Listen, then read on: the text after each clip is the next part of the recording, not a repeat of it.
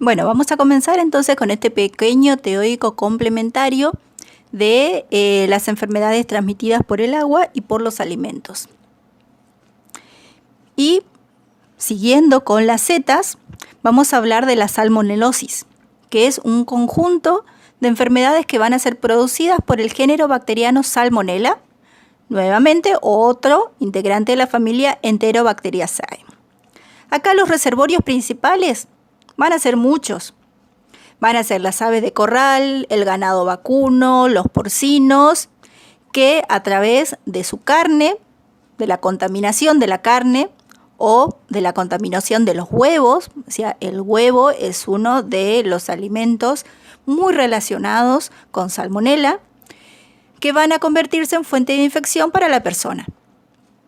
Y por otro lado, vamos a tener a la misma persona como reservorio, pero principalmente de Salmonella typhi o Salmonella entérica, serotipo typhi, es el principal, y luego tenemos Salmonella paratyphi o Salmonella paratyphi-C, que todas van a ser causantes de la denominada fiebre tifoidea, pero principalmente Salmonella typhi.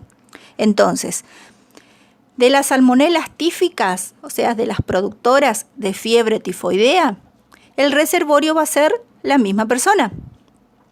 Ahora, de las otras salmonelosis, o también llamadas salmonelas zoonóticas, los reservorios van a ser los animales. Aves de corral, el ganado vacuno, los porcinos, su carne contaminada y los huevos van a convertirse en fuente de infección para la persona. Entonces, acá tenemos un poquito más clarito lo que dijimos anteriormente, pero principalmente para esclarecer un poco si ustedes buscan en la bibliografía, porque muchas veces estas salmonelas tíficas van a estar, dependiendo del autor o del grupo de investigación, van a estar escritas de diferente manera. Ustedes pueden encontrarla sencillamente como Salmonella typhi o como Salmonella entérica, subespecie entérica, serovariedad typhi, o Salmonella serovariedad typhi. O sea, cualquiera de las tres maneras estamos hablando de la misma. Estamos hablando de la Salmonella typhi, que es la principal responsable de la fiebre tifoidea en el hombre, en el ser humano. Dentro de la subespecie, entonces acá tenemos la entérica, que era la que teníamos acá, y dentro de la entérica tenemos las serovariedades, que son Enteritidis, la typhi y la paratyphi. Nuevamente, la más importante es la typhi. Entonces, ustedes van a encontrar, si buscan fiebre tifoidea en la bibliografía, ustedes van a encontrar estudios o papers en donde van a encontrar descripta completa. Esta sería la manera correcta, completa de escribir a la bacteria, o sea, Salmonella entérica, con su subespecie, que es entérica, y su serovariedad, que es typhi. O directamente con Salmonella serovariedad, con la palabra serovariedad typhi, o directamente Salmonella typhi, para hacerlo como más cortito. Acá teniendo en cuenta entonces que cuando estamos hablando de typhi, por eso que quiero centrarme unos segunditos en aclarar esto, porque suele ser bastante confuso, que typhi no sería la especie, porque si nosotros, recordando un poco la nomenclatura de los microorganismos, esa nomenclatura binomial, o sea, el nombre conformado de dos palabras, la primera que corresponde al género y la segunda que corresponde a la especie. En este caso, cuando hablamos de las salmonelas tíficas, typhi no sería la especie, sino sería la serovariedad. Lo que pasa que para no escribir todo este guiso de palabras, también es aceptado, o sea, no es que está mal escrito, está aceptado colocar simplemente Salmonella typhi, pero teniendo en cuenta que esta es la serovariedad. Bueno, y esto era lo que decíamos anteriormente, que entonces cuando nosotros hablamos de salmonelosis vamos a hablar de dos grandes grupos. Las salmonelosis no tifoideas o no tíficas, que son las salmonelas zoonóticas. Y por otro lado, las salmonellosis tifoideas o tíficas, que exclusivamente van a afectar al ser humano. Cuando nosotros hablamos del modo de transmisión de las salmonelas zoonóticas, vamos a tener a los animales enfermos, o sea, muchas especies. Se elimina la salmonela a través de las heces, o sea, al ser una enterobacteria, es el lugar donde vive, por lo tanto se va a eliminar a través de la materia fecal, y que esa materia fecal va a contaminar el ambiente, va a contaminar a los alimentos, y luego los otros animales pueden ingerir estos alimentos contaminados y de esa manera se van transmitiendo estas salmonelas zoonóticas, o también pueden contaminar el agua, algunos alimentos, frutas, verduras, y llega al ser humano. O directamente a través de la ingestión de alimentos de origen animal. Habíamos hablado principalmente de ciertos alimentos que son muy relacionados con salmonela, como pueden ser los huevos. La ingestión de estos alimentos en forma cruda o mal cocidos lleva nuevamente a la transmisión de salmonelas zoonóticas al ser humano, o del ser humano a ser humano vía fecal oral, y esto se da muy especialmente en los hospitales. Los síntomas que se van a dar muy poco tiempo después de la ingestión de ese alimento contaminado, y que principalmente va a estar caracterizado por fiebre, mucho dolor muscular de cabeza y sobre todo malestar abdominal, náuseas, vómito, diarrea, pero generalmente queda ahí. ¿Sí? Es un curso bastante benigno y la recuperación se da al poco tiempo, o sea, más que algunos días con malestar, principalmente abdominal, vómitos, náusea, pero se produce la recuperación sin ningún tipo de problemas. Ahora, ¿cuándo? Es otra cosa muy diferente cuando nosotros estamos hablando de fiebre tifoidea, ¿sí? Producida por esta salmonela, la serovariedad tifi. Así que se puede dar a ingestión a través de, nuevamente, agua o alimentos contaminados con la bacteria, y si esta bacteria sobrevive a la barrera ácida del pH del estómago, llega a nivel de la mucosa epitelial, principalmente a nivel del ilion, y ahí se va directamente a lo que son las placas de Peyer. ¿Sí? Lo que produce es una necrosis de las placas de Peyer, una destrucción, que una de las complicaciones más frecuentes es una hemorragia gastrointestinal, porque hay una gran destrucción de las placas de Peyer, y puede llegar también a una perforación intestinal. Si bien no es frecuente la muerte, pero sí puede tener graves consecuencias, sobre todo, si bien son menos frecuentes, hay que tenerla en cuenta, consecuencias neurológicas que puede llegar hasta una pancreatitis o una hepatitis, con todo lo que eso implica. O sea que fiebre tifoidea es una salmonela, la serovariedad tifi, que es mucho más patógena, mucho más peligrosa y las consecuencias mucho más graves que cuando hablamos de las salmonellosis zoonóticas. Y acá pasamos a otra enfermedad, que es el botulismo.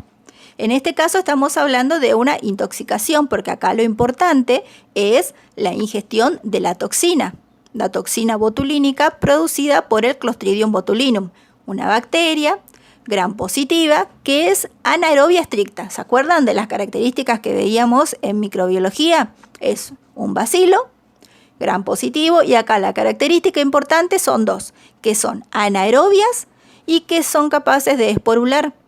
Y esa capacidad de esporular es la que le va a permitir sobrevivir durante mucho tiempo en el ambiente, polvo, suelo, y además contaminar ciertos alimentos.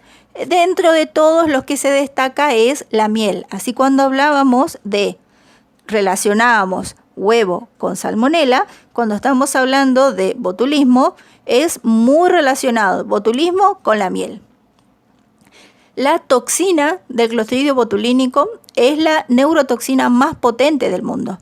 Y si hablamos de botulismo, vamos a tener principalmente dos formas.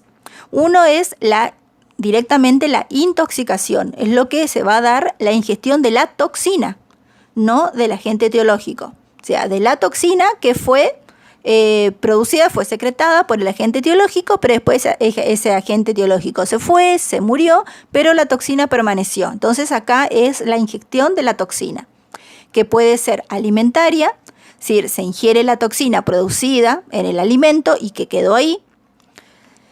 Iatrogénica, o sea, estas últimas tres son las menos frecuentes. La iatrogénica es por el uso de la toxina con fines terapéuticos, muchas veces con fines de belleza, fines estéticos, como puede ser el Botox. El Botox no es ni más ni menos que la inyección de toxina botulínica para producir justamente ese espasmo y esa contracción de los músculos, que es lo que hace que la piel quede principalmente de la cara y de otras partes del cuerpo bien lisita. Pero es la introducción de una toxina, de la neurotoxina más potente del mundo, y el humano se la coloca en la cara. Por otro lado, la laboral, que se han dado casos de laboratorios donde hay accidentes con la manipulación de toxina, o la bélica o terrorista. O sea, principalmente cuando estamos hablando de botulismo por intoxicación, la más importante es la alimentaria. Los otros tres son mucho menos frecuentes. Y luego tenemos la toxoinfección, es decir, se da la ingestión de la bacteria y cuando la bacteria se encuentra en el interior del organismo, empieza a producir la toxina adentro del organismo. Y acá tenemos toxemias muy importantes, que puede ser la toxemia intestinal en el lactante, que principalmente se da por darle ciertos alimentos a niños muy chiquitos, por eso que los que son madres y padres van a saber que uno de los principales alimentos prohibidos en niños pequeños es la miel, justamente por el peligro de que esa miel se encuentre contaminada con esta bacteria. Luego tenemos la toxemia intestinal del adulto, es decir, la persona adulta ingiere este alimento contaminado y en el intestino este Clostridium empieza a secretar la toxina. Y una mucho menos frecuente es en heridas. Sí, ya sabemos que el Clostridium está en forma esporulada, principalmente en el ambiente, en el suelo. Entonces, si la persona tiene una herida y esa herida entra en contacto con ese suelo contaminado, se produce la introducción de la espora y en el interior del organismo esa espora vuelve a su estado vegetativo, o sea, a su estado viable, y empieza a producir toxina. Y luego tenemos un virus que ha tomado bastante importancia en el último tiempo, principalmente como causa de infección por contaminación, o sea, por consumo de agua contaminada, que son los norovirus, que afectan a todo el rango de edad. Es la principal causa de gastroenteritis, principalmente en épocas calurosas, en donde se asocia calor, o sea, altas temperaturas, obviamente alto consumo de agua que puede estar contaminada con estos norovirus. Se lo relaciona también con una mala limpieza de los tanques, por ejemplo, o con una mala limpieza de, por ejemplo, los dispensers de agua. Así que todos los dispensers tienen que tener una limpieza y un mantenimiento continuo. Si no se realiza de esta manera, hay peligro de contaminación, principalmente con estos norovirus. ¿Qué es lo que van a producir? Principalmente síntomas gastrointestinales, vómitos, diarrea y dolor abdominal, mezclado o combinado con fiebre o dolores musculares, que es la muy famosa gripe con síntomas gastrointestinales. Todos los veranos es muy común que haya pequeños brotes, y ¿quién no ha sufrido que se ha levantado con dolor de cabeza, dolor muscular, que uno dice, estoy comenzando a incubar una gripe, y de repente tengo síntomas gastrointestinales como vómito, diarrea y dolor abdominal. Y ahí quedamos, ¿sí? ¿Qué pasó? Dice, no, es una gripe con síntomas gastrointestinales. Cuando no sabemos qué es, le metemos que es una gripe.